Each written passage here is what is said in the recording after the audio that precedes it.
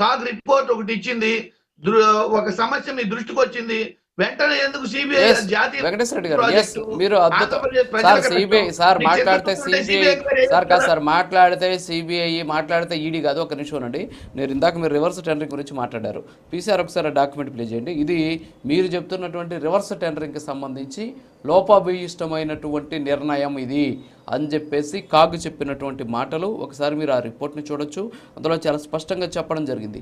ప్రభుత్వ ఉత్తర్వులకు విరుద్ధంగా జలవనరుల శాఖ ఏపీ జెన్కో సెప్టెంబర్ 2019లో అంటే మీ ప్రభుత్వం అధికారంలోకి వచ్చిన తరువాత పోలవరం ప్రధాన డ్యాము హైడ్రో ఎలక్ట్రిక్ ప్రాజెక్టు మిగిలిన పనుల కోసం 4,987,55,00,000 రూపాయలకు సంబంధించినటువంటి రివర్స్ టెండరింగ్ ప్రక్రియను నిర్వహించాయి.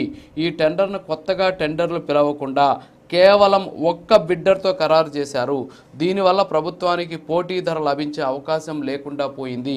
దీనివల్ల ప్రభుత్వానికి నష్టం వచ్చినటువంటి పరిస్థితి అని చెప్పి చాలా స్పష్టంగా చెప్పడం జరిగింది. ఇది మీరు చెబుతూ ఉన్నటువంటి ఏదైతే ఈ రివర్స్ టెండర్కి సంబంధించినటువంటి ప్రక్రియ. దీనికి మీ దగ్గర ఆన్సర్ ఉంటే చేయండి, నేను మాట్లాడతాను మళ్ళీ.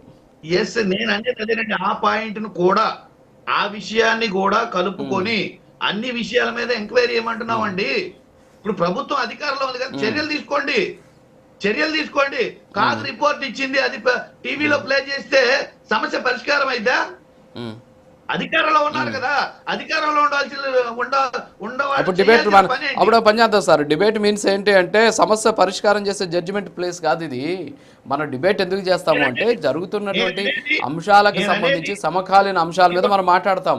సరే, వాళ్ళు విచారణకి వేస్తారా, మీరు రాయండి, సిబిఐకి మీరు రాయండి సార్, లేఖ రాయండి, జగన్మోహన్ రెడ్డి గారికి చెప్పండి, అయ్యా పోలవరంలో మేము పర్ఫెక్ట్గా ఉన్నాం, మేమేదో తప్పు చేసామని చెప్పేసి కాగు నివేదిక వచ్చింది, దీని మీద ఎవరు తప్పు చేశారో ప్రజలకు తెలియాల్సిన అవసరం ఉంది, సిబిఐ విచారణ చేయించండి అని చెప్పి సిబిఐకి జగన్మోహన్ రెడ్డి గారి చేత లేఖ రాయించండి. వాళ్ళు ఏం చేసేది, మీరు రాయించండి, మీ సత్యాలతో నిరూపించుకోండి. మరి